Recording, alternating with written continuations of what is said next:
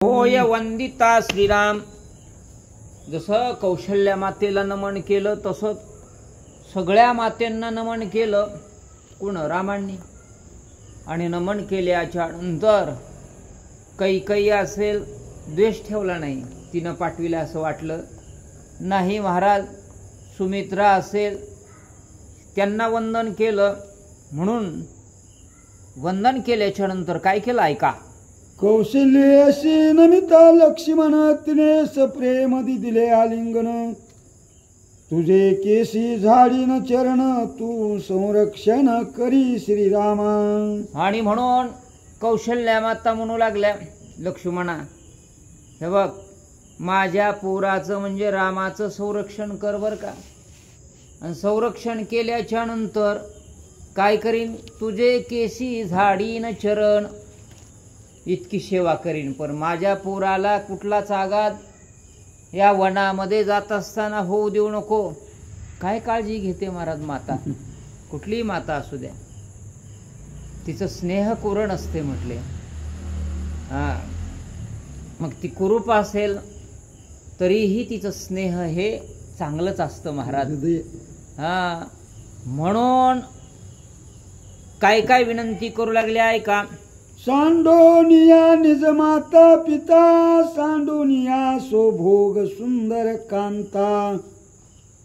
वनी रक्षिसी श्री रघुनाथा दासी सर्वता मी तुझी. हे लक्ष्मणा, तू काय करतो आहेस.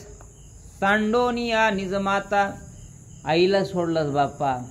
आत्ताच लग्न झालेल्या आपल्या पत्नीला सोडलंस आणि सेवा करण्यासाठी रामाबरोबर आलास. किती मोठं कार्य आहे तुझं.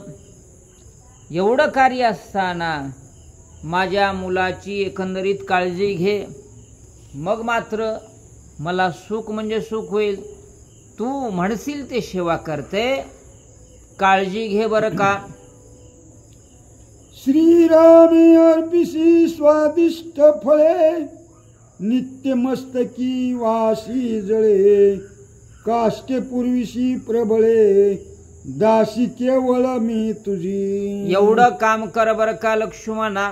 कौशल्या माता म्हणू लागले होय त्याला फळ मूळ पाणी जे जे म्हणून आवश्यक आहे ना ते पुरवण्याचं काम कर. तेवढं पुरवण्याचं काम केल्याच्या नंतर काय उपकार होतील, एवढे उपकार होतील म्हणून एवढं कार्य करायला विसरू नको लक्ष्मणा. लक्ष्मण म्हणे याव माते मी तव तुझे पोसणे येथे. मज उद्धारिले श्री रघुनाथे पुढती चरणाते वंदिले. वंदनच केलं लक्ष्मणानं कौशल्या मातेचं चरण. आणि म्हणून माते तुम्ही असं म्हणू नका, कारण माझा उद्धारच रामचंद्र प्रभूंच्या चरणामुळे होणार आहे.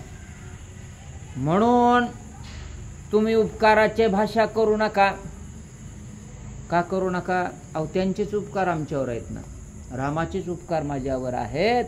मला सोबत वनाला आणलं म्हणून तुम्ही चिंता करू नका, सगळं कार्य करायला मी तयार आहे. सुमित्रे वंदिली सुमित्रा तेने अलंगिले निज पुत्रा. ते म्हणे त्वा उदरिले अभय पितरा श्रीरामचंद्रा शेओनी. आणि म्हणून तुवा उद्धरिले उभय, दोन्ही कुळाला उद्धार केलास बाप्पा. कोण म्हणू लागली, सुमित्रा म्हणू लागली. आपल्या मुलाला लक्ष्मणाला दोन्ही कुळ पवित्र केलास, आईकडलंही आणि वडिलाकडलंही. कारण एवढी सेवा करायला निघाल्याच्या नंतर मला आनंद झाला. एखादी माय म्हणली असती कशाला चालत बाबा, जाऊ दे त्याला. पण सुमित्रा म्हणते काय हरकत नाही, माझी कुश धन्य झाली. तू एवढी सेवा करायला चालला ना, आनंद झाला मला, हेच कार्य कर. सुमित्रे निज माता स्वये वंदिल्या समस्ता. कौशल्ये आलिंगिली सीता पतिव्रता होशी सर्वता तू माये. आणि म्हणून सगळ्यांना वंदन केलं बरं का. सगळ्यांना वंदन केल्याच्या नंतर सुमित्रानं सुद्धा म्हणजे लक्ष्मणानं वंदन केलं सगळ्या मातांना. रामांनी वंदन केलं महाराज. आणि सीताई आल्या, सीताईनं सुद्धा वंदन केलं. सीताईनं वंदन केल्याच्या नंतर कौशल्या मातेनं आशीर्वाद दिला. तू पतिव्रता होशील तत्वता. आशीर्वाद दिला बरं का. मोठ्यांचा आशीर्वाद असते आणि म्हणून असा आशीर्वाद घेतला. चरणावर नतमस्तक झाल्या. तुम्ही सुद्धा आशीर्वाद मोठ्यांचा घेत जा. वाचा. सीतेने घातले लोटांगण वंदिले सुमित्रीचे चरण. तेने दिदले आलिंगन आक्रंदे रुदन त्या करीती. आक्रंदे रुदन त्या करीती. सीताईनं सगळ्यांना वंदन केलं. वंदन केल्याबरोबर त्या रडू लागल्या. कोण? माता. आणि एवढं रडू लागल्या. ही सुकुमार आत्ता लग्न झालेली पतीच्या मतासाठी वनाला निघाल्या. कमाल आहे. सगळ्यांना वाटू लागलं. अलिंगिता श्री रघुनाथ दुःख विसरल्या निज माता. देखून वल्खले जटा माता अति विस्मिता तटस्थ. अति विस्मिता तटस्थ झाल्या महाराज बर का. एकदा आलिंगन दिल्याच्या नंतर काय विसरल्या दुःखावस्था. सगळं दुःख विसरून गेल्या. देवाचं स्पर्शन झाल्याच्या नंतर कशाचे दुःख राहते? नाही. दुःख जावोनी सुख होय. सुखच प्राप्त होतंय. किती सुंदर हार केलाय तुम्ही. त्या मारुतीला वाटते सुखच वाटते काय. म्हणून सुंदर जे आहे ना त्याचं सुख वाटत असतं महाराज. आणि वल्कले पाहिल्याच्या नंतर काय केलं? देखता श्रीरामाचे मुख विसरून या सकळ दुःख. माता पावल्या परम सुख सुखदायक श्रीराम. सुखदायक श्रीराम. देव कसा आहे? सर्व सुखाचे आगर. बाप रखुमा देवीवर. सगळे दुःख विसरल्या माता. रामाला परत आणायचे म्हणून निघाल्या होत्या. पण रामांनी समाधान केलं. सांगितलं पुढचं कार्य. पुढचं कार्य सांगितल्याच्या नंतर थांबल्या. विसरल्या दुःख व्यथा गेली महाराज. आणि एवढा आनंद झाला की त्या आनंदामध्ये काय केलं? वसिष्ठ म्हणे श्री रघुनंदना शीघ्र करोनिया स्नान. ध्यावे दशरथाशी पिंडदान ज्येष्ठ विधान पितृप्रिय. हे म्हटले रामचंद्र प्रभूंना वशिष्ठ कुलगुरू म्हटले हे का रामा आता वेळ गमवू नका. स्नानाला जा. आणि स्नानाला जाऊन तुम्हाला काय करायचे माहित आहे? पिंडदान करायचंय. कारण तुम्ही नव्हतो ज्येष्ठ आहेत. आणि त्या अगोदर काय झालंय? देहावसान झालंय बरं का. आणि त्यांचा पिंड आपल्याला इथं काय करावं लागतंय? ज्येष्ठ म्हणून तुम्हाला ही सगळी विधी करावं लागणार आहे. आणि विधी करावं लागणार असल्यामुळं तुम्ही काय करा? ऐका. चौघे बंधू समस्त माता सवे घेऊन या सीता.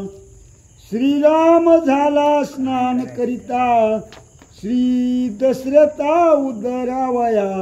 चौघे बंधू तयार झाले. राम लक्ष्मण भरत शत्रुघ्न. बरं का स्नान करायचे म्हटले. स्नान केल्याच्या नंतर वशिष्ठांनी सांगितलंय की वडिलांची जी विधी आहे ती विधी पूर्ण करायची आहे. स्नान करून या म्हणून विधी ज्या सांगितल्यात ना शास्त्रामध्ये त्या पूर्ण केल्या पाहिजेत. केल्यानं काय होतंय? 7 कुळाचा उद्धार होतोय. त्या व्यक्तीचा उद्धार होतोय. आपला उद्धार होतो महाराज.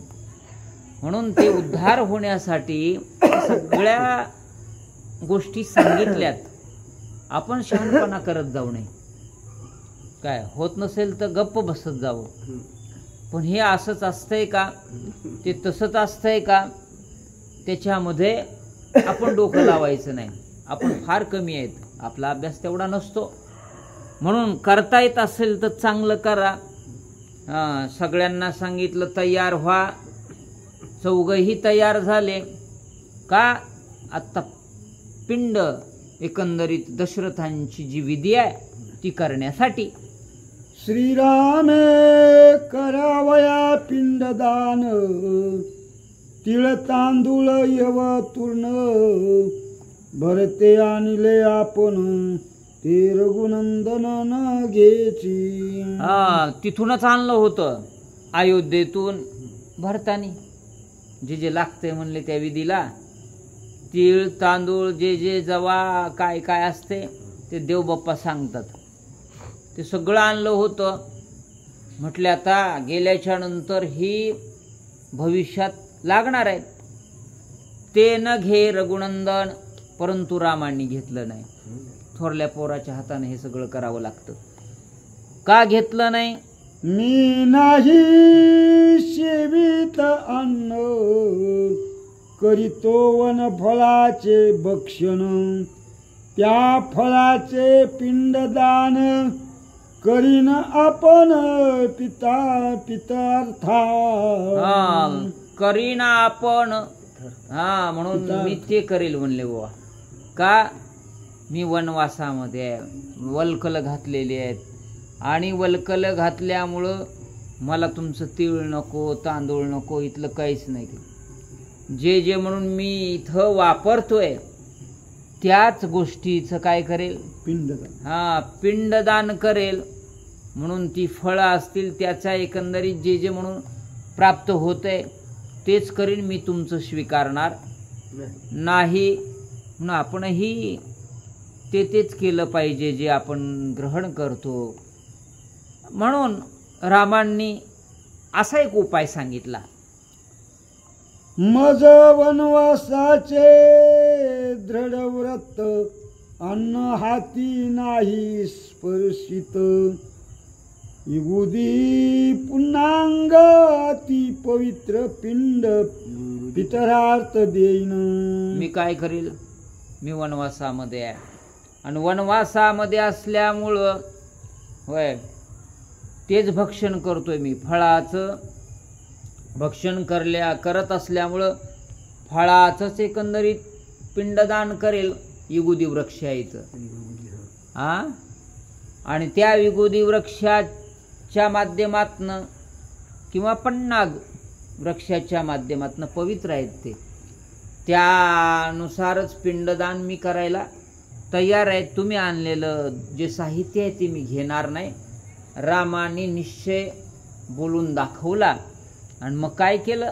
जे काळी पुरुषाशी जे जे अन्न, तेने करावे देवता यजन, तेनेची पित्राशी पिंडदान, स्मृती वचन वेदोक्त.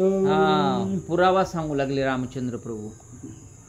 ज्या ज्या ठिकाणी जे जे आपण अन्न खातो त्याच अन्नानं त्याच एकंदरीत कार्यानं आपण काय केलं पाहिजे? पिंडदान केलं पाहिजे. म्हणून मी इथं वनवासामध्ये आहे आणि वनवासामध्ये असल्यामुळे तेनेची पितराशी पिंडदान, त्यानुसारच मी पिंडदान करायला तयार आहे. म्हणून मला एकंदरीत हे वेदात सांगितलेल्या गोष्टी आहेत, पुराणात सांगितलेल्या गोष्टी आहेत ते मी करतो. माझ्या मनानं काही करणार नाही. राम म्हणू लागले. सुमित्रे इंगुदी फळे मर्दुन, सीता दे पिंड वळून, श्रीराम